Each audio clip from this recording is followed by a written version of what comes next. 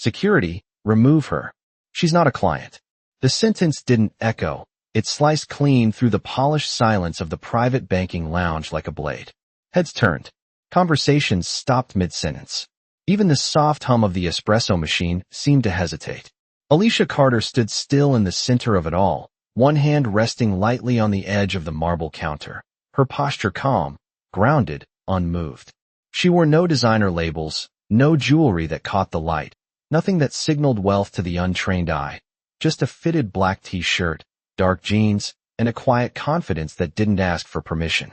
The receptionist didn't look at her twice before glancing past her, already dismissing her presence as an interruption. "Ma'am, you need to step out of this area," he added, voice flatter now, more certain, like policy had just found its backbone. Alicia didn't respond right away.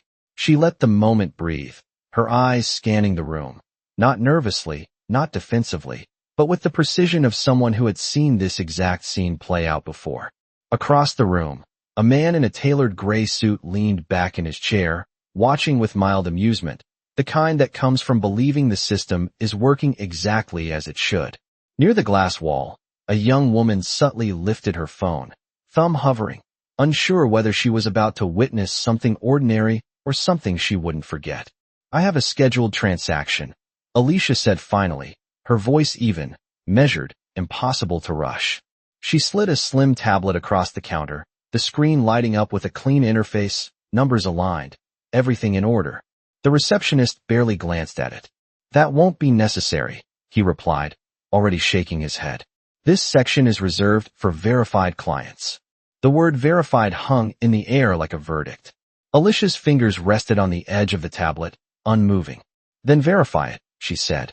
It wasn't a challenge. It wasn't a plea. It was a simple instruction. That's when the branch manager stepped in. Mid-40s, sharp blazer, posture rehearsed. She approached with the kind of authority that didn't come from power, but from the belief that she held it. Her eyes moved over Alicia quickly, efficiently, and then away, as if the conclusion had already been reached. "We're not going to process anything today," she said, voice cool, decisive. "You'll need to leave." A pause. A shift.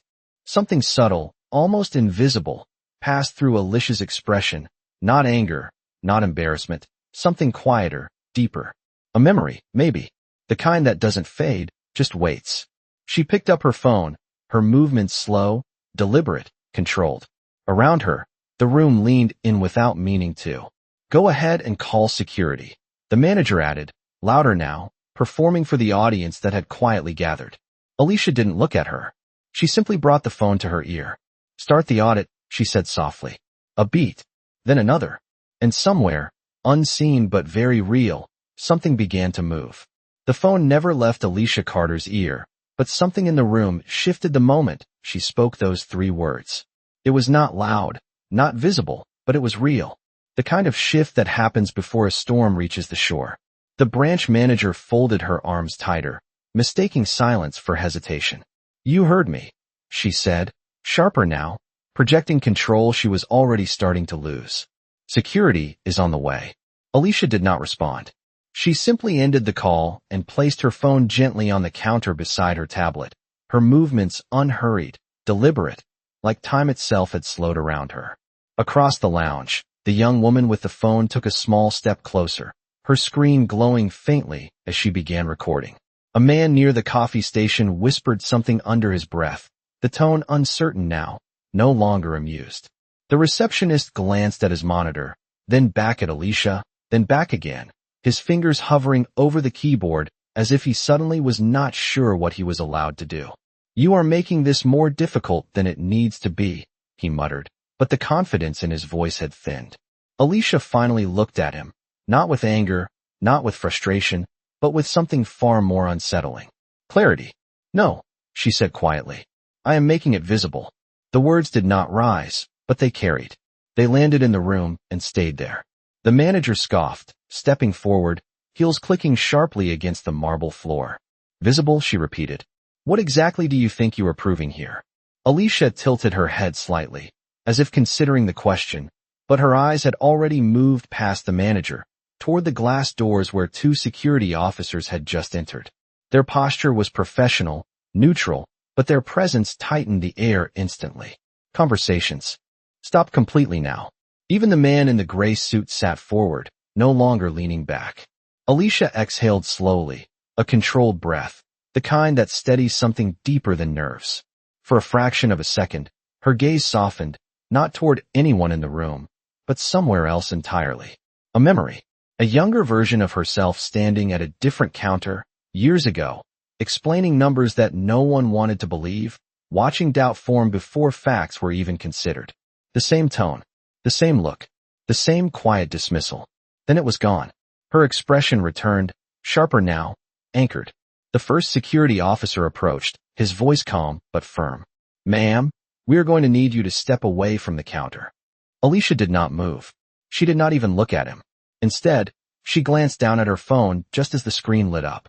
A single notification, then another, then 3 more in rapid succession. Across the room, a faint chime echoed from the receptionist's computer. He frowned, tapping the screen, confused. The manager turned sharply. "What is that?" she demanded. He did not answer right away. His eyes were locked on the monitor now, scanning, blinking, reading something that was clearly not supposed to be there. I do not know," he said slowly. Another chime, this time from the manager's own tablet. She hesitated, then picked it up, her expression tightening as she read the first line. The color in her face shifted, just slightly, but enough. Alicia watched her now, silent, steady, as the invisible system she had set in motion began to surface, one notification at a time, turning doubt into something far more dangerous. Recognition. The manager's fingers tightened around the tablet as her eyes moved faster across the screen, scanning line after line that seemed to rewrite the reality she had just been so certain of. "What is this?" she asked, but this time her voice was lower, less certain, as if the answer might already be there, and she was afraid to say it out loud. The receptionist leaned closer, his earlier confidence gone completely now, replaced by something closer to unease. "It looks like an internal escalation," he said, hesitating on each word. Another chime, then another. The sound was no longer isolated. It spread across the room in soft, overlapping tones as devices lit up one after another. Email, alerts, system notices, access warnings. The invisible network that ran the entire branch had just come alive, and it was no longer quiet. Alicia Carter did not move. She stood exactly where she had been from the beginning, her presence unchanged, but the room around her was no longer the same. The first security officer glanced toward the manager, waiting for instruction, but she did not look up. She was reading, scrolling, rereading, her composure slipping in small, almost imperceptible cracks.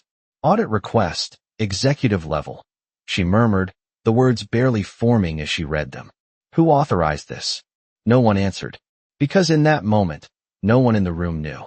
Across the lounge, the young woman recording took another step forward, her voice a quiet whisper to herself. "Something is happening." The man in the gray suit stood up now, no longer pretending this was entertainment. This was something else. Something real. Alicia reached for her tablet again, her fingers brushing the edge as she turned it slightly toward herself. The screen refreshed on its own, new data populating, columns shifting, access levels updating in real time. She glanced at it once, then back up, her gaze settling on the manager. "You should keep reading," she said calmly. The manager looked up then, really looked at her for the first time, as if seeing past the clothes, past the assumptions, searching for something she had missed. "This is not possible," she said, but the words lacked conviction. Alicia's expression did not change. "It already happened," she replied. Another alert appeared on the manager's tablet. This one was different. Larger. Centered. Impossible to ignore. Her hand froze mid-scroll. The color drained further from her face as the meaning settled in, slow but undeniable. Behind her, the receptionist's screen flashed red for a brief second before returning to normal, but his access panel was no longer the same. Tabs were gone. Permissions restricted. He clicked once. Then again. Nothing responded the way it had before. "I cannot access the client database," he said, his voice tightening. The manager did not answer. She was still staring at the screen, her reflection faintly visible in the glass, her certainty unraveling line by line. Alicia took a small step forward, not aggressive, not forceful, but enough to close the distance between them. The room felt smaller now, tighter, every eye fixed on the exchange. "You asked me to leave," Alicia said quietly. "You decided I did not belong before you checked a single fact." The manager swallowed, her grip on the tablet shifting. "If this is some kind of mistake," she started, but Alicia shook her head once, slow, precise. "It is not a mistake," she said. "It is a mirror." And in that reflection, everything they had said, everything they had assumed, was now being recorded, processed, and returned with a clarity none of them could ignore. The word mirror did not leave the room. It stayed there, suspended between them, reflecting something no one could step away from now. The manager lowered the tablet slightly, but her eyes never left the screen, as if looking away might undo what she had just read. It did not. Another notification appeared, this time accompanied by a soft but unmistakable tone that echoed from multiple devices at once. The receptionist stepped back from his terminal, his hands hovering uncertainly above the keyboard. "System access update," he read aloud, his voice quieter now, stripped of authority. "All branch activity under review." The phrase landed heavily. Under review. Not optional. Not temporary. Absolute. Alicia Carter stood with the same stillness she had carried from the moment she walked in, but now that stillness felt different. It was no longer mistaken for passivity. It felt like control. The first security officer shifted his stance, glancing again toward the manager, waiting for direction that no longer seemed clear. "Ma'am?" he asked carefully. The manager did not answer right away. Her thumb hovered over the tablet screen, scrolling, stopping, scrolling again, as if searching for a line that would restore the balance she thought she had. It never came. Across the lounge, the young woman recording lowered her phone just slightly, not because the moment had ended, but because it had deepened. This was no longer about a confrontation. This was exposure. The man in the gray suit took a step closer, his earlier confidence replaced by a measured curiosity. He was no longer watching a situation unfold. He was witnessing a reversal. Alicia finally moved her hand from the tablet and let it rest at her side. A small movement, but it drew attention instantly. "You asked who authorized it," she said, her voice calm, steady, carrying without effort. The manager looked up again, slower this time, as if bracing herself. Alicia met her gaze fully now. "You did," she continued. A flicker of confusion crossed the manager's face. "That is not possible," she replied, but even as she said it, her voice faltered. Alicia's eyes did not shift. "Every decision you made the moment I walked in triggered it," she said. "Every assumption, every refusal, every word." The receptionist swallowed, glancing between them, his earlier certainty completely gone. "What does that mean?" he asked quietly. Alicia turned her head slightly toward him, not unkind, but direct. "It means the system is doing exactly what it was designed to do," she said. The manager's grip tightened again. "Designed by who?" she asked, and this time there was no edge in her voice, only a question she could no longer avoid. Alicia paused for a fraction of a second, not for effect, not for drama, but because the answer had already been unfolding in front of them since the moment she stepped into the room. Another notification appeared on the manager's screen, larger than the others, marked with a level she had likely never seen activated in real time. Her breath caught, subtle but visible. Behind her, the receptionist's terminal refreshed again, locking out another set of controls. He stepped back fully now, as if distance might give him clarity. It did not. Alicia took one final step forward, closing the space just enough that there was no longer any distance left for assumptions to hide. Her voice remained even, controlled, but there was something else beneath it now. Not anger. Not satisfaction. Certainty. "You were not wrong about one thing," she said. The manager's eyes lifted slowly. "This space is reserved for verified clients." A beat passed. Then Alicia finished, her gaze unwavering. "You just failed to recognize one." The sentence settled over the room like a final verdict, and for a moment no one moved, no one spoke, as if even breathing might disturb whatever had just shifted into place. The manager's eyes stayed locked on Alicia Carter, searching, recalculating, trying to reconcile the woman in front of her with the reality unfolding on every screen around them. "Verified," she repeated under her breath, but the word no longer sounded like authority. It sounded like something she had misunderstood. Behind her, the receptionist stared at his monitor, his cursor blinking uselessly against a system that no longer responded to him. All administrative privileges suspended, he said slowly, reading it as if saying it out loud might make it less real. Another alert appeared, this time with a timestamp and a subject line that carried weight far beyond the room. Corporate oversight activated. The words did not need explanation. They carried their own gravity. The first security officer took a small step back, his earlier confidence replaced with hesitation. He looked again to the manager, but she did not give him anything. No command, no correction, just silence. Across the lounge, the young woman with the phone lowered it completely now, not because the moment had ended, but because it had become something else entirely. Something heavier, something undeniable. The man in the gray suit straightened his jacket, his posture shifting from observer to witness, as if he understood now that what was happening was not a scene, but a consequence.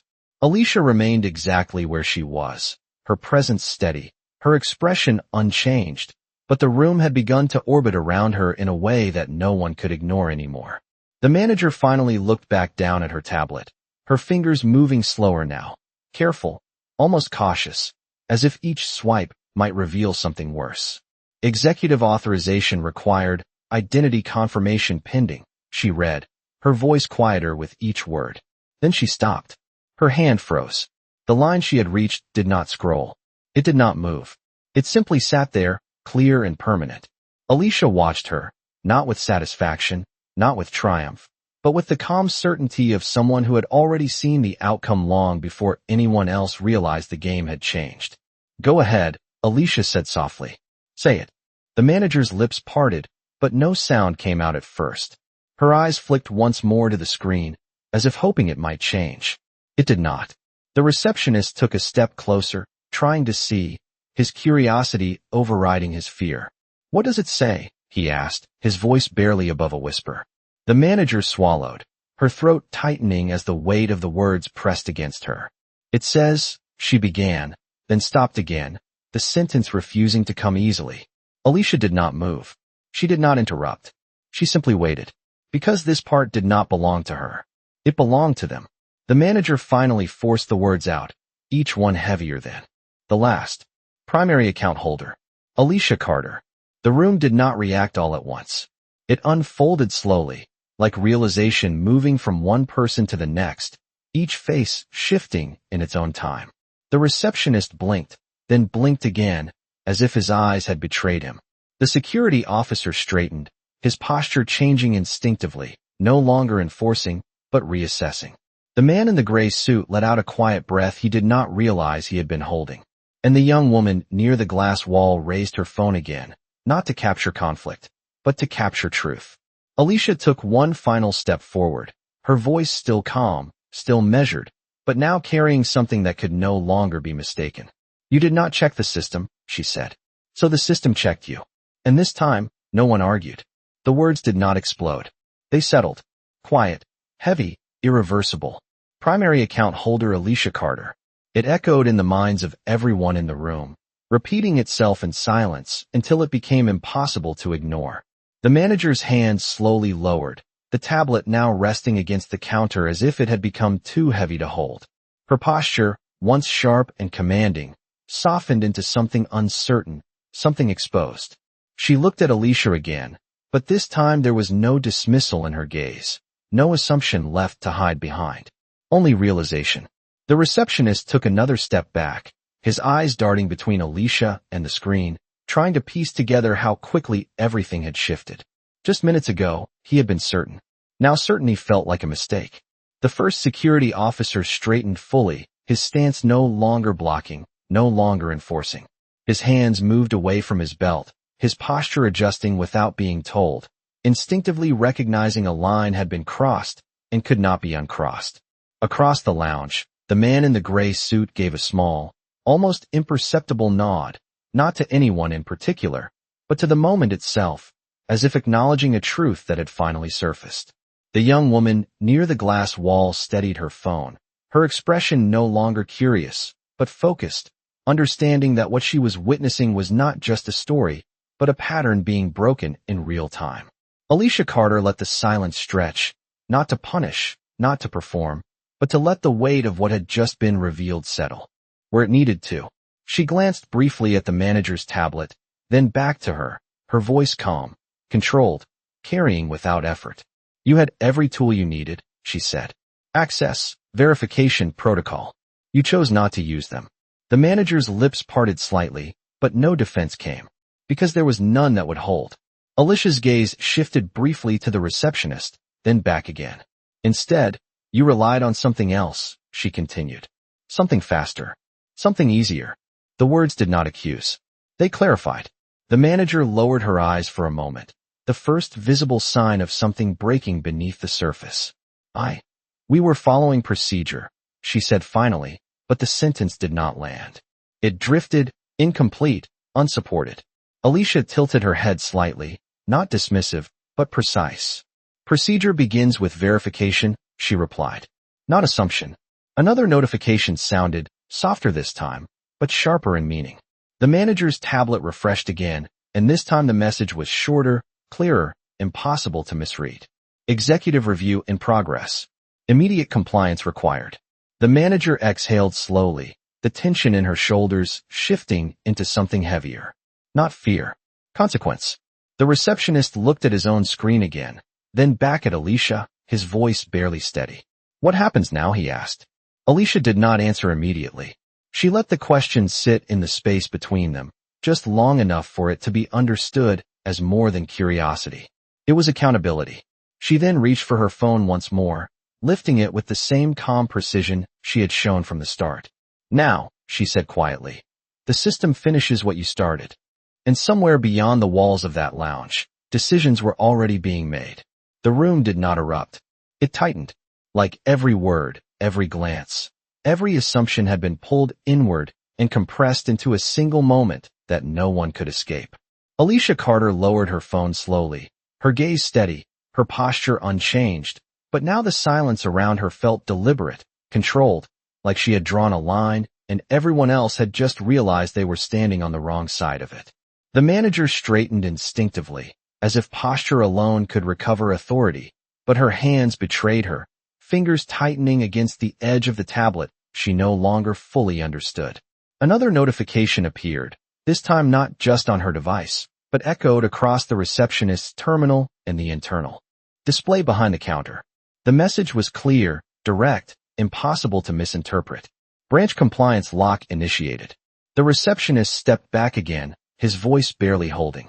All transactions are frozen, he said, glancing between the screen and the manager, waiting for her to correct it, to override it, to do something. She did nothing, because she could not. The first security officer shifted his weight, no longer facing Alicia, but now standing slightly to the side, as if instinct had repositioned him away from confrontation and toward observation. The second officer followed without a word. Across the lounge, the man in the gray suit slowly sat back down, but not in comfort. In recognition, the young woman with the phone did not move this time. She did not need to. The moment was no longer unfolding. It had arrived. Alicia took a small step closer to the counter, her voice calm, precise, each word landing exactly where it needed to. Every action leaves a record, she said. Every decision creates a trail. The manager's eyes flicked back to her tablet as if the truth might be hidden somewhere else, but it was not. It was right there, time-stamped, documented, undeniable. Alicia continued, her tone unchanged. You did not just deny service, she said. You documented bias inside a system designed to detect it. The words did not accuse. They concluded. The receptionist swallowed hard, his earlier confidence now replaced with something closer to regret. We did not know, he said quietly. Alicia turned her head slightly, her gaze settling on him for a brief moment. Not harsh, not forgiving, just clear. You did not check, she replied. The distinction landed harder than any raised voice ever could. The manager finally stepped forward, a fraction of her earlier authority trying to surface again. We can fix this, she said quickly, almost urgently now. We can correct the record, reverse whatever was triggered. Alicia did not interrupt her. She let her finish, because the answer had already been decided. No, Alicia said calmly. You cannot reverse a pattern by pretending it did not happen. Another alert sounded, sharper this time, pulling every eye back to the screens. The manager's tablet refreshed again, and this time the message was no longer internal. It was direct. Corporate Ethics Division connected. Live review active. The manager's breath caught, subtle but visible. The receptionist took another step back, as if distance could separate him from what was now unfolding. Alicia remained still, her presence steady, anchored, unshaken. "You asked what happens next," she said, her voice even, carrying across the room without effort. A brief pause. Just enough. "Now," she continued, "you answer for it." And in that moment, the system was no longer watching. It was responding. The connection did not arrive with noise. It appeared in silence, precise and controlled, as a new line formed across every active screen in the branch. Corporate Ethics Division live feed established. The words did not blink. They settled, firm and permanent, like a presence entering the room without opening a door. The manager's grip on the tablet loosened slightly, her fingers no longer steady, her breath measured in shorter intervals now as the weight of oversight became real. She was no longer managing a situation. She was inside one. The receptionist stared at his terminal, his reflection faint in the darkened edge of the screen, as if he could see himself from the outside for the first time. "They are watching," he said quietly, not as a question, but as a realization. Alicia Carter did not respond. She did not need to. The confirmation was already everywhere. Across the lounge, the young woman recording lowered her phone just a fraction, her expression shifting from anticipation to something deeper, something closer to respect. The man in the gray suit remained still, his earlier detachment gone completely now, replaced with the quiet awareness that this moment was not temporary. It was defining. The first security officer adjusted his stance again, stepping slightly back, no longer part of the action, now part of the audience. The room had changed roles without being told. Alicia stood at the center of it, unchanged, her presence steady, grounded, as if everything unfolding was simply catching up to a truth that had already existed. The manager swallowed, her eyes moving across the tablet again as a new prompt appeared, bold and unavoidable. "Statement required. Immediate response requested." Her lips parted slightly, but no words came. Because whatever she said now would not just be heard. It would be recorded, reviewed, judged beyond this room. Alicia watched her, not with pressure, but with clarity, giving her the space to understand what that meant. A few seconds passed, but they felt longer, stretched by the weight of consequence. Finally, the manager spoke, her voice lower, controlled, but no longer certain. "There appears to have been a misunderstanding," she said carefully, choosing each word like it might protect her. The sentence hung in the air, fragile, insufficient. Alicia's gaze did not shift. "No," she said calmly. "There was a decision." The difference landed immediately. The manager's shoulders tightened, her eyes dropping briefly before lifting again, searching for something that could still be salvaged. "We can resolve this," she tried again, softer now, less forceful. Alicia tilted her head slightly, her expression unchanged. "Resolution begins with accuracy," she replied. Another prompt appeared on the tablet, expanding the request. "Detail the interaction. Confirm actions taken. Identify reasoning." The manager read it, her breath catching again as the structure of accountability closed in around her. The receptionist stepped further back, instinctively distancing himself from the center of the moment, his earlier words now echoing in his own mind. The security officers remained silent, their presence now passive, observing rather than enforcing. Alicia took a small step to the side, giving the manager a clear line to the screen, as if physically removing any barrier between her and the truth she now had to face. "Say exactly what happened," Alicia said, her voice even, steady, leaving no room for distortion. The manager's hand trembled slightly as she held the tablet, her eyes scanning the prompt one more time. Then, slowly, she began to speak, each word heavier than the last. And for the first time since Alicia had walked into that room, the story was no longer being controlled by assumption. It was being told by fact. The manager's voice did not rise as she began. It narrowed, careful, controlled, as if each word had to pass through a filter before it was allowed into the air. "The client entered the private banking area without prior visible verification," she said slowly, her eyes fixed on the tablet as though reading directly from it might protect her from the weight of what she was admitting. The room listened, completely still now, every sound reduced to the quiet rhythm of her voice and the faint hum of the systems that were no longer invisible. Alicia Carter did not interrupt. She stood slightly to the side, her presence steady, allowing the truth to unfold without interference. The manager continued, her tone tightening with each sentence. Initial assessment concluded that access requirements were not met based on presentation and lack of immediate credentials.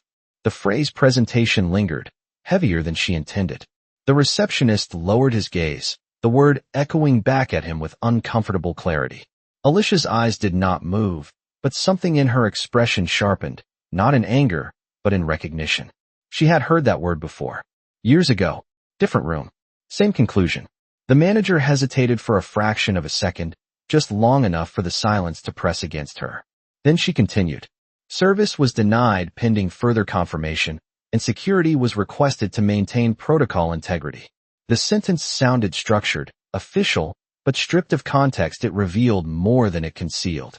Across the lounge, the young woman holding her phone tightened her grip slightly, her attention locked in, understanding now that this was not just an explanation. It was a record. The man in the gray suit remained still, his gaze steady, absorbing every word as if committing it to memory. Alicia took a slow breath, not visible to most, but enough to anchor something deeper. For a brief moment, her eyes softened again, not toward the manager, but inward. A memory surfaced. A younger version of herself standing at a different counter, offering documentation that was never truly considered, watching a decision form before the facts had a chance to exist. She remembered the stillness she chose back then. Not because she accepted it, but because she understood something even then. This was not about one moment. It was about a pattern. And patterns only break when they are seen clearly. Her gaze returned, focused, grounded. The manager's voice grew quieter as she reached the end of the statement, her words slowing under the pressure of being witnessed. At no point was identity verified prior to denial of service. The sentence landed with finality. It did not accuse. It confirmed. The tablet screen refreshed instantly, capturing the statement, timestamping it, locking it into a system that would not forget. The receptionist exhaled slowly, a breath he had been holding without realizing it. The first security officer shifted slightly, his stance now fully neutral, as if acknowledging that his role in this moment had changed entirely. Alicia stepped forward again, just enough to bring herself back into the center of the space, her voice calm, even, but now carrying a weight that could not be ignored. You said it yourself, she said. The manager looked up, her eyes meeting Alicia's with a mixture of tension and realization. Alicia did not raise her voice.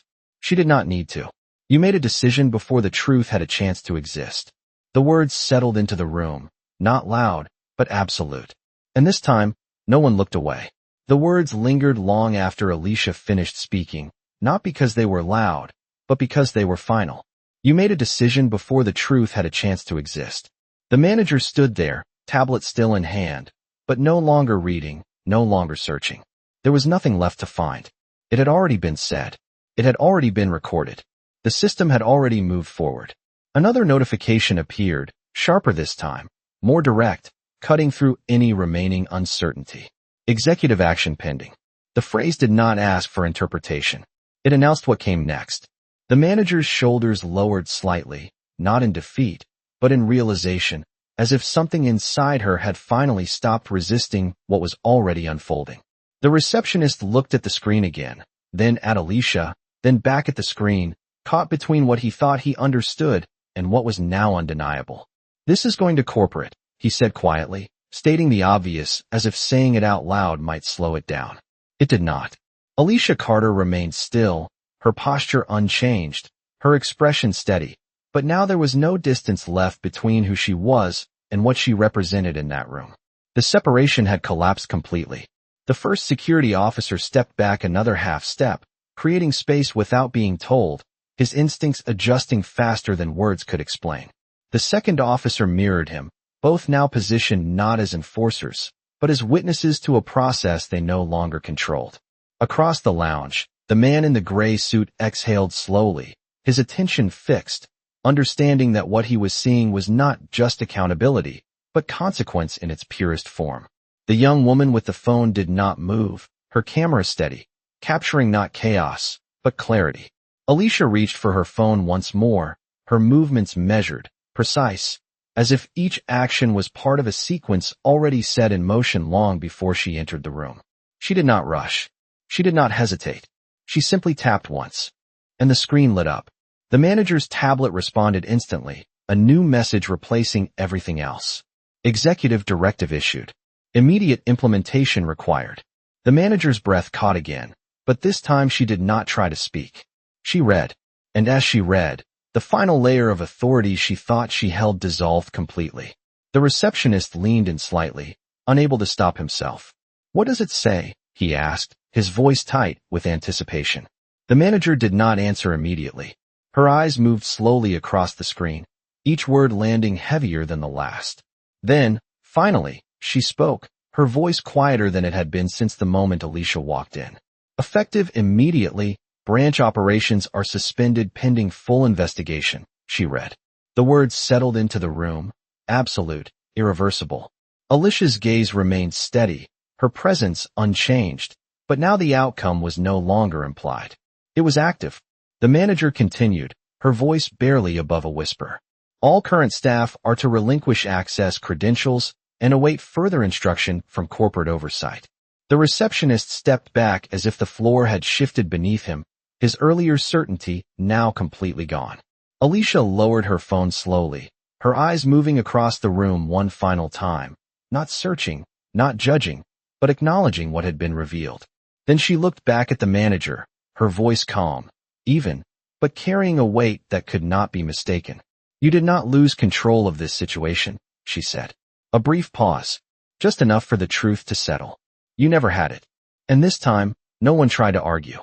The words did not fade after Alicia spoke them. They settled into the structure of the room, into the posture of every person standing there, into the quiet realization that nothing in this space would return to what it had been even 5 minutes earlier. The manager stood still, the tablet now lowered completely, her hands no longer gripping it with authority, but holding it as if it were evidence she could not put down. The receptionist looked at his screen again, then at his hands, then back at Alicia, as if trying to understand where exactly the shift had happened, when control had slipped without him noticing. Another system tone echoed softly, not urgent, not sharp, but final. "Access revoked." The message appeared across multiple terminals at once, clean and direct. The receptionist instinctively reached for the keyboard, typing once, then again, but nothing responded. His access was gone. Not restricted. Removed. He stepped back slowly, the movement almost automatic, as if the space itself no longer recognized him in the same role. The manager's tablet updated again, her eyes scanning the new directive, her breathing steady but heavier now, each inhale carrying the weight of consequence. "We are to remain on-site and await compliance officers," she said quietly, reading the instruction aloud, her voice no longer carrying authority, only obligation. The first security officer glanced at her, then at Alicia, then back again, but he did not move forward. He did not speak. His role had shifted completely. He was no longer there to remove someone. He was there to observe what could not be undone. Across the lounge, the man in the gray suit stood up again, not out of tension, but out of respect, his posture straight, his expression composed, as if acknowledging that what he had witnessed was not just a situation resolved, but a standard set. The young woman with the phone lowered it slowly this time, not because the moment was over, but because she understood she had already captured what mattered. Alicia Carter remained still, her presence unchanged, her expression calm, grounded, but now the room had fully aligned around a truth no one could deny. She looked once at the manager, not with anger, not with triumph, but with clarity that left no space for misunderstanding. "This is not about punishment," she said, her voice even, measured, carrying without force. The manager looked up, her eyes meeting Alicia's, searching for something in those words. Alicia continued, her tone steady. "It is about accountability," she said. "And accountability does not begin when you are caught. It begins when you choose." The words landed deeper than anything that had come before. The manager's gaze lowered slightly, not in shame alone, but in recognition, as if she could see the exact moment her choice had been made, and how quickly it had unraveled everything after. The receptionist remained silent, his earlier questions replaced by understanding he could not undo. Alicia took a slow breath, her posture still composed, her presence still centered, but now the final shift had completed. The system had acted. The truth had been spoken. The roles had been reversed. And the room, once so certain of who belonged and who did not, now stood corrected without a single raised voice. No one moved to leave, not because they were told to stay, but because the moment itself held them there. The room that once felt controlled now felt observed, every action measured against something larger than any single person standing in it. Alicia Carter stood quietly at the center, not elevated, not removed, but unmistakably in control of the only thing that mattered now. The truth. The manager remained behind the counter, her posture no longer rigid, her presence no longer commanding, but grounded in a reality she could not rewrite. The tablet in her hands dimmed slightly before refreshing again, a final sequence of instructions appearing in clean, precise lines. Compliance officers en route. Estimated arrival, 3 minutes. The countdown was subtle, but it changed everything. Time was no longer abstract. It was immediate. The receptionist glanced toward the entrance instinctively, as if expecting someone to walk in at any second, his earlier confidence replaced by a quiet awareness that his role in this space had already ended. Across the lounge, the man in the gray suit adjusted his stance again, not out of discomfort, but out of recognition that he was witnessing the closing of something that had existed far longer than this moment alone. The young woman near the glass wall lowered her phone completely now, her expression steady, no longer capturing, but absorbing, understanding that what she had seen would not need explanation later. Alicia took a slow step forward, her movements deliberate, her presence calm, as if she were simply aligning herself with the outcome that had already been set in motion. She placed her hand lightly on the counter, not claiming it, not asserting anything, but grounding the moment in something real, something final. Her gaze moved briefly across the room, not searching, not judging, but acknowledging. Then it returned to the manager. This system was not built to catch mistakes, Alicia said quietly. It was built to reveal patterns. The words settled deeply, not sharp, not loud, but undeniable. The manager's eyes lifted slowly, meeting Alicia's again, and this time there was no resistance left, only understanding. Alicia continued, her tone steady, measured, each word carrying weight without force. And patterns only change when someone is willing to see them clearly. The manager's grip on the tablet loosened. Further, her shoulders lowering as if something inside her had finally stopped trying to hold on to what was already gone. The receptionist remained silent, his gaze fixed downward now, the earlier tension replaced by reflection. The security officers stood still, no longer positioned as barriers, but as witnesses to a shift they had not been trained for, but now understood. A soft sound echoed from the entrance as the doors opened again, not abruptly, not dramatically, but with quiet precision. No one needed to turn to know who had arrived. The room felt it. The presence of authority had entered, not announced, not performed, but undeniable. Alicia did not look toward the door. She did not need to. Her role in this moment was already complete. She had not raised her voice. She had not argued. She had not forced anything. She had simply allowed the truth to surface and let the system do what it was designed to do. And now, as the final step approached, the room stood still, not waiting for what would happen next, but understanding that it had already begun. The doors closed softly behind the compliance officers as they entered, their presence calm, measured, undeniable, carrying a kind of authority that did not need to raise its voice to be felt. They did not rush. They did not question.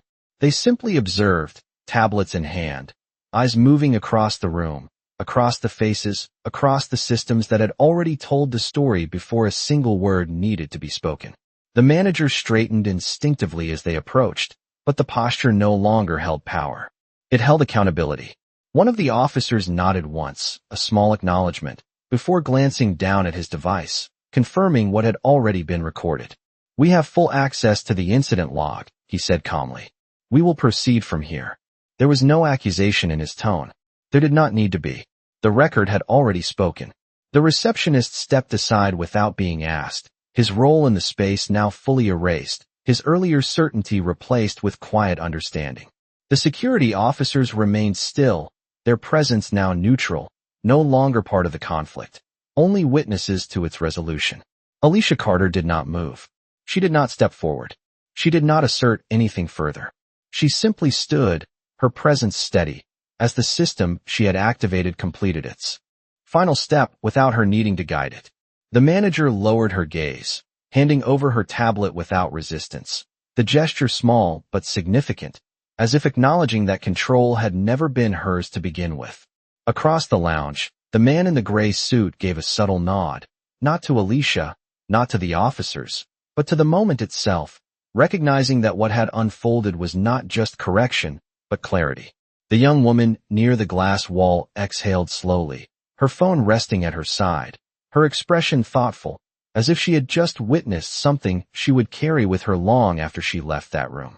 Alicia finally took a step back from the counter, her movement quiet, unforced, as if she were simply returning the space to what it should have been all along. Her gaze moved once more across the room, not searching, not judging, but acknowledging. Then she spoke, her voice calm, steady, carrying without effort. "You thought power looked a certain way," she said. The room listened, completely still. "You thought it had to announce itself, dress a certain way, fit into something familiar." A brief pause followed, not for effect, but for understanding. "It does not," she continued. "And that is why you missed it." The words settled deeply, not sharp, not loud, but impossible to ignore. The manager did not respond. She could not. The truth had already taken its place. Alicia turned slightly toward the exit, her posture unchanged, her presence still grounded, still composed. She did not wait for approval. She did not wait for acknowledgement. She had never needed it. As she walked, the room did not return to normal. It could not. Something had shifted too clearly, too completely. And just before she reached the doors, she paused for a fraction of a second, not turning back, but leaving one final sentence behind, her voice steady, certain, and final. "I did not need to prove who I was," she said. "You proved who you are." And with that, she walked out, leaving behind a silence that no system could reset.